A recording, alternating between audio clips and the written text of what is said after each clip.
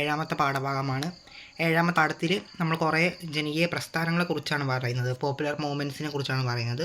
ഇതിൽ ആദ്യം പഠിക്കേണ്ടത് ചിപ്കോ മൂവ്മെൻറ്റ്, ചിപ്കോ പ്രസ്ഥാനം.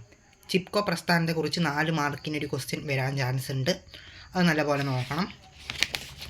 അതേപോലെ തന്നെ ദളിത് പാന്തേഴ്സ്, മഹാരാഷ്ട്രയിലെ പ്രസ്ഥാനമാണ് ദളിത് പാന്തേഴ്സ്, അതിനെക്കുറിച്ച് നോക്കണം. പിന്നെ ഭാരതീയ കിസാൻ യൂണിയൻ, ഇതൊക്കെ ഏത് സ്ഥലത്താണുള്ളത്, അതേപോലെ തന്നെ ഇതിൻ്റെയൊക്കെ നേതാക്കൾ ആരൊക്കെയാണെന്നൊക്കെ നോക്കിയിട്ടുണ്ടാണ്. അതേപോലെ തന്നെ ചാരായ വിരുദ്ധ പ്രസ്ഥാനം, ആൻറ്റി അറാക്ക് മൂവ്മെൻറ്റ് ഇമ്പോർട്ടൻ്റ് ആണ്. നർമ്മദ ബച്ചാവോ ആന്തോളൻ, അതും വളരെ ഇമ്പോർട്ടൻ്റ് ആയിട്ടുള്ള പ്രസ്ഥാനം തന്നെയാണ്. ഇനി 8ാമത്തെ ചാപ്റ്റർ പ്രാദേശിക ഉത്കർഷങ്ങൾ, റീജിയണൽ ആസ്പിറേഷൻ എന്നാണ് ചാപ്റ്ററിൻ്റെ പേര്. ഇത് 8 മാർക്കിൻ്റെ വെയിറ്റേജുള്ള ചാപ്റ്ററാണ്. ഇവിടെ ആദ്യം പഠിക്കേണ്ടത് എക്സ്റ്റേണൽ ആൻഡ് ഇൻറ്റേർണൽ ഡിസ്പ്യൂട്ട്സ്, ബാഹ്യവും ആന്തരികവുമായ തർക്കങ്ങൾ. അതായത് കാശ്മീർ വിഷയത്തിലെ ബാഹ്യവും ആന്തരികവുമായ തർക്കങ്ങൾ എന്തൊക്കെയാണെന്ന് എക്സാമിന് ചോദിക്കാറുണ്ട്. എക്സ്റ്റേണൽ ആൻഡ് ഇൻറ്റേർണൽ ഡിസ്പ്യൂട്ട്സ് ഒരു 5 മാർക്കിനൊക്കെയാണ് ഈ ഭാഗത്ത് ക്വസ്റ്റ്യൻ വരിക, അത് നോക്കണം. അതേപോലെ തന്നെ പഞ്ചാബ് ക്രൈസിസ്, പഞ്ചാബ് പ്രതിസന്ധി 4 മാർക്കിൻ്റെ ക്വസ്റ്റ്യനാണ്. എന്താണ് പഞ്ചാബ് പ്രതിസന്ധി എന്ന് ചോദിക്കാറുള്ളതാണ്, അത് നോക്കണം. പിന്നെ 8 മാർക്കിൻ്റെ ഒരു ഭാഗമാണ് നോർത്ത് ഈസ്റ്റ് ഇന്ത്യ, വടക്കുകിഴക്കേ ഇന്ത്യ എന്ന് പറയുന്ന ഭാഗം, അത് നോക്കണം. ഇമ്പോർട്ടൻ്റ് ആണ്, വളരെ ഇമ്പോർട്ടൻ്റ് ആണ്. 8 മാർക്കിന് ചോദ്യം വരും. ഇനി നമുക്ക് 9ാമത്തെ ചാപ്റ്ററിലോട്ട് പോകാം. ഇന്ത്യൻ രാഷ്ട്രീയത്തിലെ സമകാലിക വികാസങ്ങൾ, recent developments in Indian politics എന്നാണ് ചാപ്റ്ററിൻ്റെ പേര്. ഇവിടെ ഒരു കാര്യം പഠിക്കാനുള്ളൂ. 1990കളുടെ അവസാനത്തിൽ ഇന്ത്യൻ രാഷ്ട്രീയത്തിലുണ്ടായിട്ടുള്ള 5 സംഭവ വികാസങ്ങളുണ്ട്, 5 കാര്യങ്ങൾ. അതേതൊക്കെയാണെന്ന് 5 മാർക്കിന് ചോദിക്കാറുണ്ട്, അത് ഇമ്പോർട്ടൻ്റ് ആണ്, നോക്കിയിട്ടുണ്ടാവണം. അതാണ് ഈ 9ാമത്തെ ചാപ്റ്റർ, അത് മാത്രമേ പഠിക്കാനുള്ളൂ. 10ാമത്തെ പാഠമാണ് ഇനി നമുക്ക് നോക്കാനുള്ളത്, കോൾഡ് വാർ എറ, ശീതസമര കാലഘട്ടം. ഇവിടെ ആദ്യം പഠിക്കേണ്ടത് ക്യൂബൻ മിസൈൽ പ്രതിസന്ധി, ക്യൂബൻ മിസൈൽ ക്രൈസിസ്. 4 മാർക്കിനൊക്കെ ചോദിക്കാറുണ്ട് എന്താണ് ക്യൂബൻ മിസൈൽ പ്രതിസന്ധി എന്നൊക്കെ. അതേപോലെ തന്നെ ഒരു 3 മാർക്കിനൊക്കെ ചോദിക്കാറുള്ളതാണ് എന്താണ് ശീതസമരം, വാട്ട് ഈസ് കോൾഡ് വാർ എന്നൊക്കെ ചോദിക്കാറുണ്ട്. അതാണ് ഈ ചാപ്റ്ററിൽ നോക്കേണ്ടത്.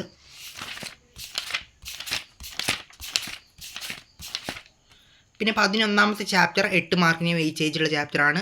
ചാപ്റ്ററിൻ്റെ പേര് ഇരുധ്രുവ രാഷ്ട്രീയത്തിൻ്റെ അന്ത്യം, എൻഡ് ഓഫ് ബൈപോളാരിറ്റി എന്നാണ്. ഇവിടെ ആദ്യം നോക്കേണ്ടത് ഡിസ്ഇൻറ്റഗ്രേഷൻ ഓഫ് സോവിയറ്റ് യൂണിയൻ, അതായത് സോവിയറ്റ് യൂണിയൻ്റെ ശിഥിലീകരണം. അതായത് എങ്ങനെയാണ് സോവിയറ്റ് യൂണിയൻ തകർന്നതെന്ന് 8 മാർക്കിന് എസ്സേ ക്വസ്റ്റ്യൻ ചോദിക്കാറുണ്ട്, അല്ലെങ്കിൽ ഒരു 6 മാർക്കിനും 5 മാർക്കിനൊക്കെ വരും. അത് വളരെ ഇമ്പോർട്ടൻ്റ് ആണ്, നോക്കണം. പിന്നെ നോക്കേണ്ടത് ഷോക്ക് തെറാപ്പി, 4 മാർക്കിനും 5 മാർക്കിനും ചോദിക്കും. ഷോക്ക് തെറാപ്പി എന്താണ്, അതിൻ്റെ കോൺസിക്വൻസസ്, പ്രത്യാഘാതങ്ങൾ എന്തൊക്കെയാണെന്നും ചോദിക്കാറുണ്ട്, അത് നോക്കണം.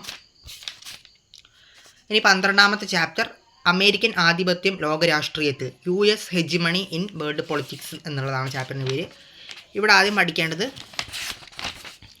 9/11 എന്ന് പറയുന്നൊരു സംഭവമുണ്ട്. നമ്മുടെ അമേരിക്കയിൽ നടന്നിട്ടുള്ള 9/11 എന്ന് പറയുന്നൊരു കാര്യമുണ്ട്. ആ കാര്യത്തെക്കുറിച്ച് വല്ലപ്പോഴും ചോദിച്ച് കാണാറുണ്ട്, അത് ജസ്റ്റ് ഒന്ന് വായിച്ചു പോവുക. പിന്നെ അമേരിക്കൻ ആധിപത്യത്തിൻ്റെ തലങ്ങൾ, ഹെജിമണി, US ഹെജിമണിയെക്കുറിച്ച്, അതായത് അമേരിക്കൻ ആധിപത്യത്തെക്കുറിച്ച് ഒരു 6 മാർക്കിനോ 8 മാർക്കിനോ വരെ ചോദ്യം വരാം, അത് നോക്കിയിട്ടുണ്ടാവണം.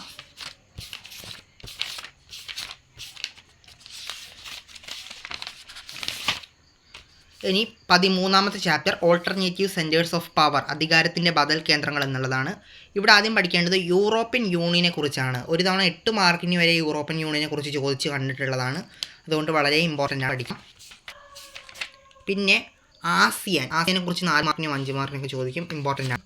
പിന്നെ ചൈനീസ് എക്കണോമിയുടെ വളർച്ച, അതായത് ചൈനീസ് സമ്പദ് വ്യവസ്ഥയുടെ വളർച്ച എന്ന് പറയുന്നൊരു ഭാഗമുണ്ട്. ആ ഭാഗത്തു നിന്നൊക്കെ ഒരു തവണ 8 മാർക്കിന് ക്വസ്റ്റ്യൻ വന്നിട്ടുള്ളതാണ്, അതൊക്കെ ജസ്റ്റ് ഒന്ന് നോക്കി പോകണം, ഇമ്പോർട്ടൻ്റ് തന്നെയാണ്. ഇനി 14ാമത്തെ ചാപ്റ്റർ സമകാലിക ദക്ഷിണേഷ്യ, കണ്ടംപററി സൗത്ത് ഏഷ്യ എന്നുള്ളതാണ് ചാപ്റ്ററിൻ്റെ പേര്. ഇവിടെ പഠിക്കേണ്ടത് ethnic conflict and democracy in Sri Lanka, ശ്രീലങ്കയിലെ വംശീയ പോരാട്ടവും ജനാധിപത്യവും എന്ന് പറയുന്ന ഭാഗമുണ്ട്. ആ ഭാഗം ഇമ്പോർട്ടൻ്റ് ആണ്, നോക്കണം. പിന്നെ സാർക്ക് എന്ന് പറയുന്ന സംഘടനയെക്കുറിച്ച് പറയുന്നുണ്ട്, സമാധാനവും സഹകരണവും സാർക്ക് എന്ന് പറയുന്ന ഒരു ഭാഗമുണ്ട്. അവിടെ സാർക്ക് എന്ന് പറയുന്ന സംഘടനയെക്കുറിച്ച് പറയുന്നുണ്ട്, അത് ഇമ്പോർട്ടൻ്റ് ആണ്. 4 മാർക്കിനും 5 മാർക്കിനൊക്കെ ചോദിക്കും, അത് നോക്കണം. ഇനി 15ാമത്തെ ചാപ്റ്റർ ഇൻ്റർനാഷണൽ ഓർഗനൈസേഷൻസ്, അന്തർദേശീയ സംഘടനകൾ എന്നുള്ളതാണ്. അവിടെ ആദ്യം നോക്കേണ്ടത് യുണൈറ്റഡ് നേഷൻസ്, ഐക്യരാഷ്ട്ര സംഘടനയെക്കുറിച്ച് നോക്കിയിട്ടുണ്ടാവണം. ഐക്യരാഷ്ട്ര സംഘടനയെക്കുറിച്ച് അതിൻ്റെ പ്രാധാന്യത്തെക്കുറിച്ചൊക്കെ ചോദിക്കാറുണ്ട്, അത് ഇമ്പോർട്ടൻ്റ് ആണ്. പിന്നെ reforms of structure and process, ഘടനകളുടെയും പ്രക്രിയകളുടെയും പരിഷ്കരണം. ഐക്യരാഷ്ട്ര സഭയിലെ ഘടനകളുടെയും പ്രക്രിയകളുടെയും പരിഷ്കരണം, reform of structures and process എന്ന് പറയുന്ന ഭാഗം ഇമ്പോർട്ടൻ്റ് ആണ്, അത് നോക്കിയിട്ട് വേണം. അതാണ് ആ ചാപ്റ്ററിൽ നോക്കേണ്ടത്. 16ാമത്തെ chapter security in the contemporary world എന്നുള്ളതാണ്, സമകാലിക ലോകത്തിലെ സുരക്ഷ എന്നുള്ളതാണ്. ഇതിൽ നോക്കേണ്ടത് ന്യൂ സോഴ്സസ് ഓഫ് ത്രെറ്റ്സ്, ഭീഷണികളുടെ പുതിയ സ്രോതസ്സുകൾ ഏതൊക്കെയാണെന്നുള്ളതാണ്, അത് ഇമ്പോർട്ടൻ്റ് ആണ്, 5 മാർക്കിന് ചോദിക്കാറുണ്ട്. ഇനി 17ാമത്തെ ചാപ്റ്റർ പ്രകൃതിയും പരിസ്ഥിതി വിഭവങ്ങളും എന്നുള്ളതാണ്, എൻവയൺമെൻറ്റ് ആൻഡ് നാച്ചുറൽ റിസോഴ്സസ്.